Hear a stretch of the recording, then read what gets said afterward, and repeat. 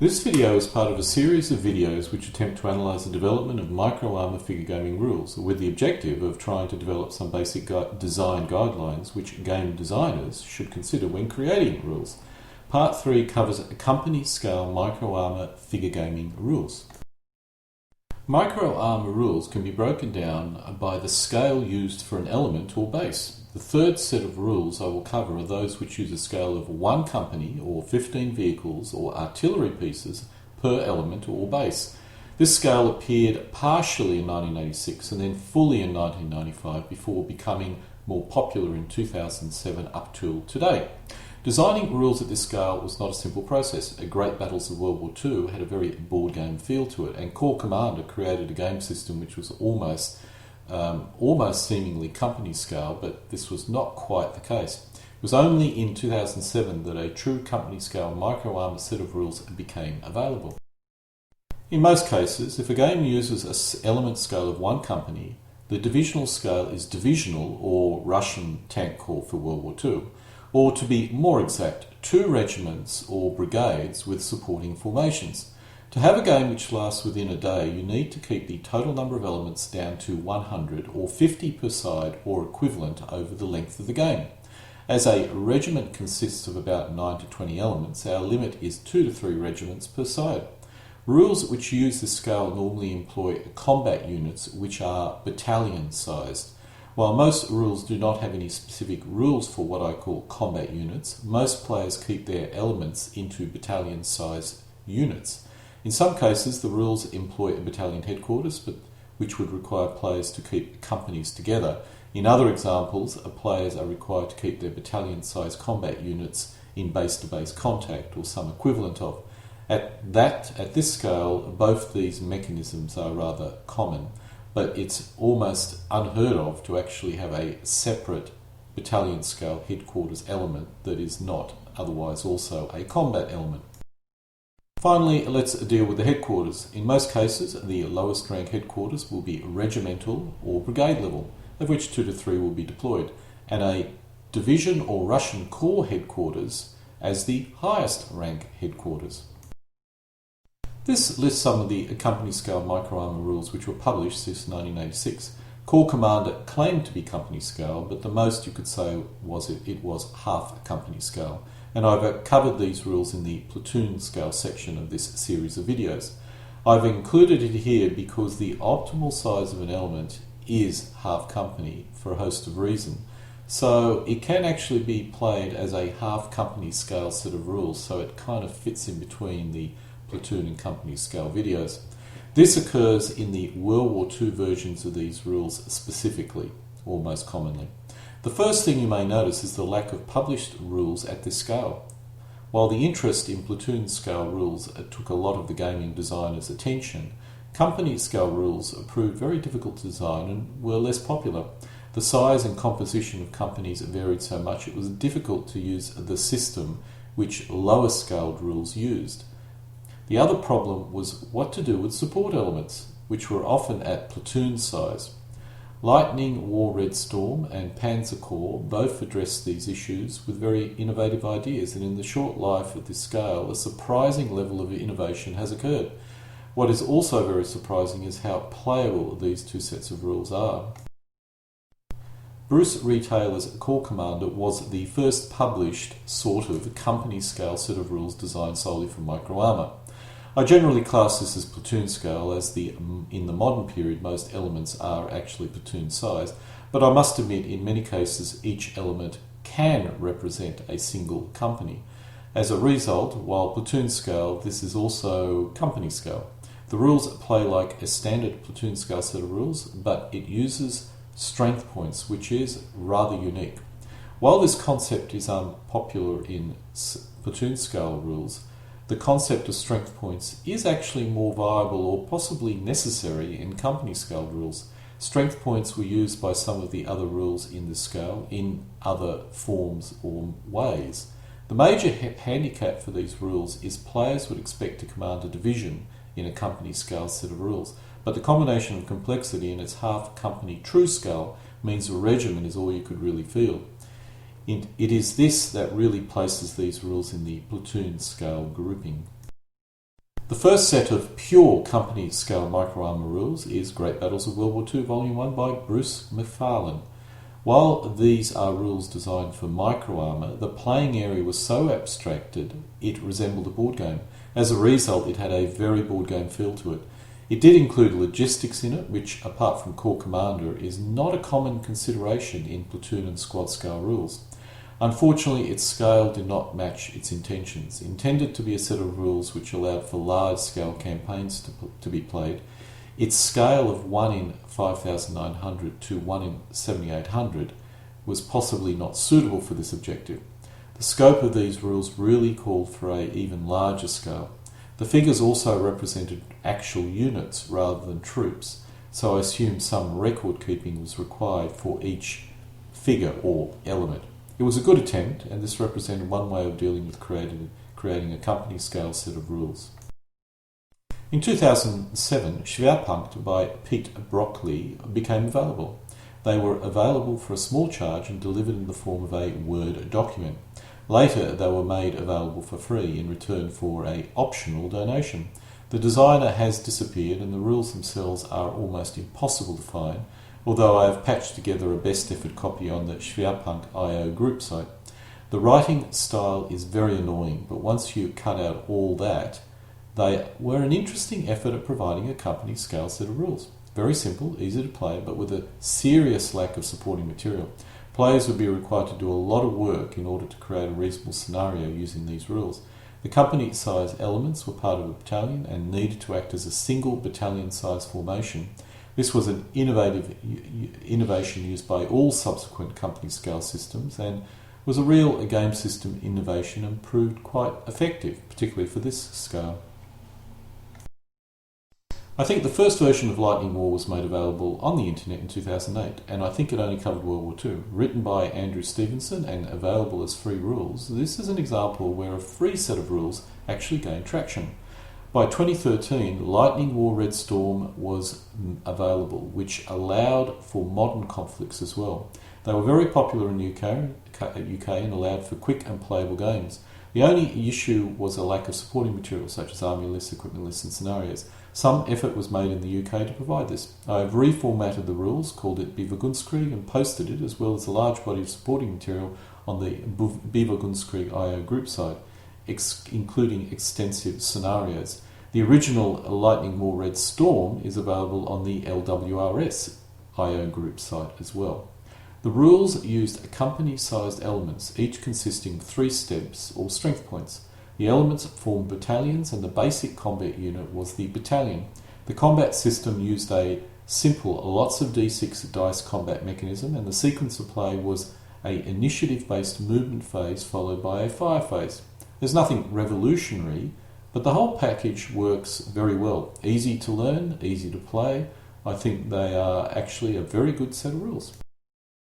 In 2008, Panzerkorps was published, designed by Manny J. Granillo. They are very playable, quick and generally good rules. The rules layout is designed to attract younger players, which has turned off many older gamers. Once you get a head around the plethora of colours and created your own quick reference sheets, they are very playable. The rules also group companies into battalion. However, they have the concept to support elements, which are actually platoons. These sit in the rear of your battalion and provide benefits to all the main elements of the battalion. If the battalion suffers losses, these support elements are removed first, but the core company elements are never really removed. I find this a very innovative idea which overcomes many of the largest problems with company scale rules. The rules have good scenario support, actually very good scenario support, and are the most popular of all the company scale rules at the present moment.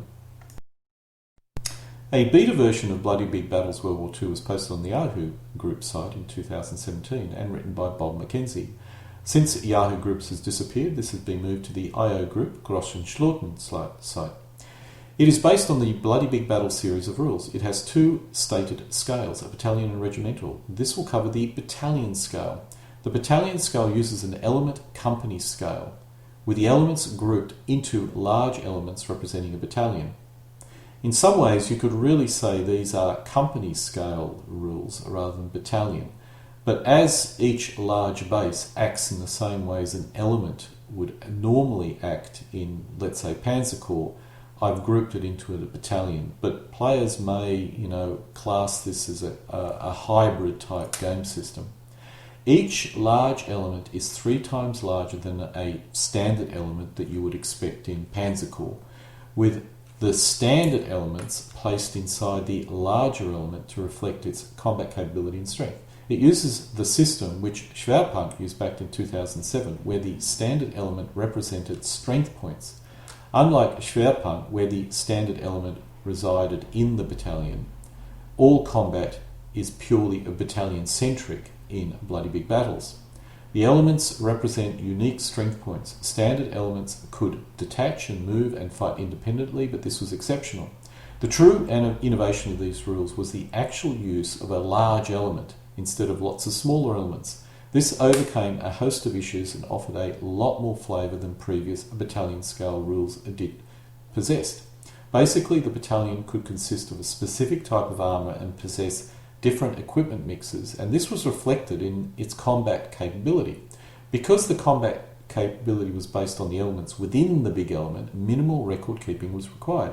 You could see a big element's combat capability by simply looking at its component elements.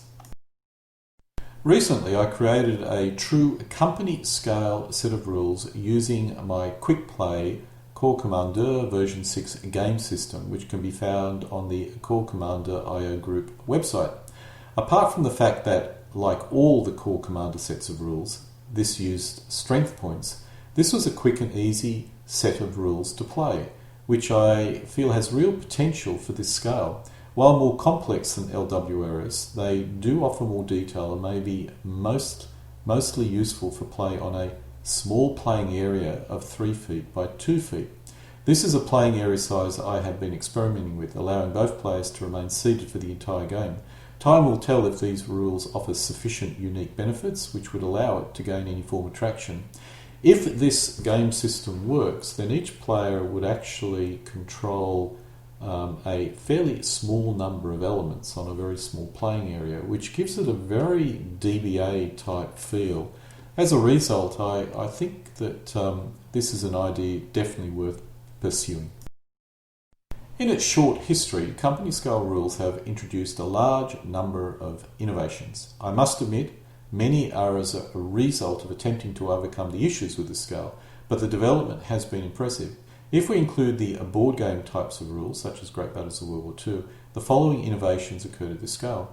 The development of the battalion combat unit concept, consisting of a number of company size elements. The concept of support elements, which are platoon size and provide benefit to the battalion as a whole. The use of big bases, containing a number of standard elements. The concept of strength points or steps and variable game turn lengths. The first innovation was the introduction of multi-element units. This concept is common in the world of ancient and Napoleonic figures, but not in the world of micro-armour miniatures. The benefits of this is a player does not need to worry about platoon-size formations because all equipment is combined at a battalion level and then divided by the scale of the element. Thus, if a battalion consisted of 60 tanks, you would end up with 4 elements. Each element may or may not actually represent a company, but the total battalion strength is accurate. For supporting forces, if a battalion consists of 6 sections of mortars scattered across 3 companies, you simply get the total number of mortars, in this case 12, round to the closest whole number, which results in 1 element. This idea simplifies the creation of historically accurate army lists dramatically. Panzer Corps brings in the concept of supporting elements. In some cases, a battalion possesses a number of weapons which does not warrant an entire element. This can be rounded up to the next level of command, or it can be used as a platoon-sized support element. If used as a support element, it is placed in the rear of the battalion and provides some benefit to the whole battalion. It is a very clever solution to the issue of what to do with platoon-sized supporting formations within a battalion. Another method to resolve the problem of having variable-sized elements is to use strength points. This way, the strength of elements can vary in a historical manner. It also allows for the slow attrition of formations. The problem is keeping track of the strength points in each element, which dramatically increases the effort in playing a game.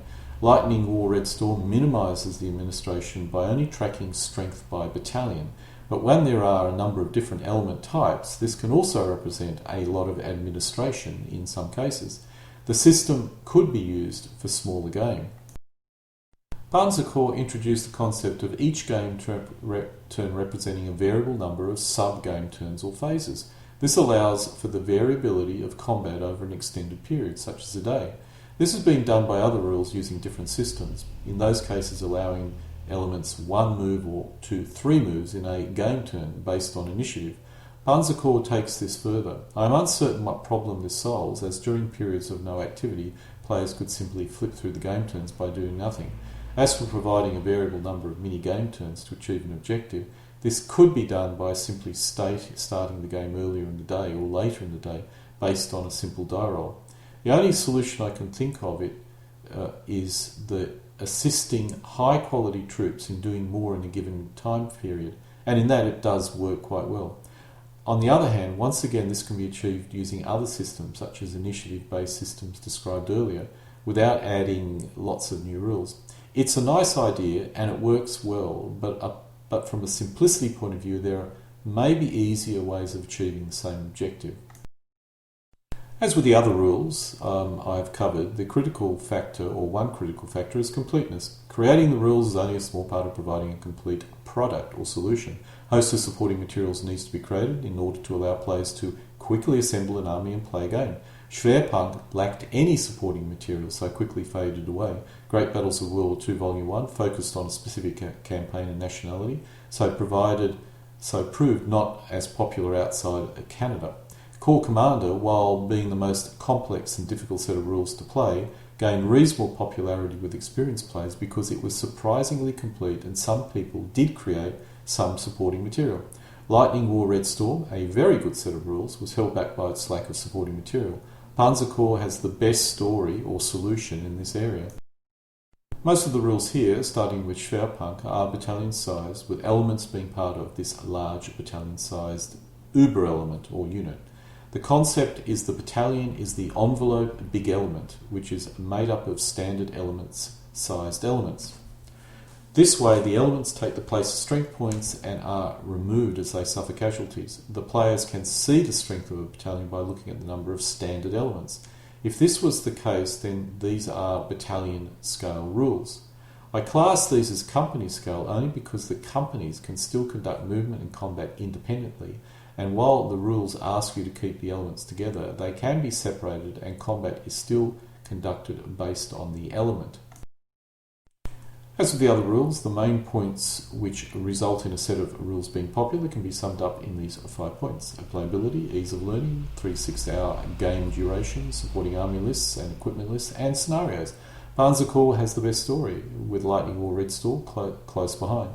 The only puzzle is why there are so few sets of rules at this scale. Squad and platoon scale are well catered for, but as we will discover, there was a large body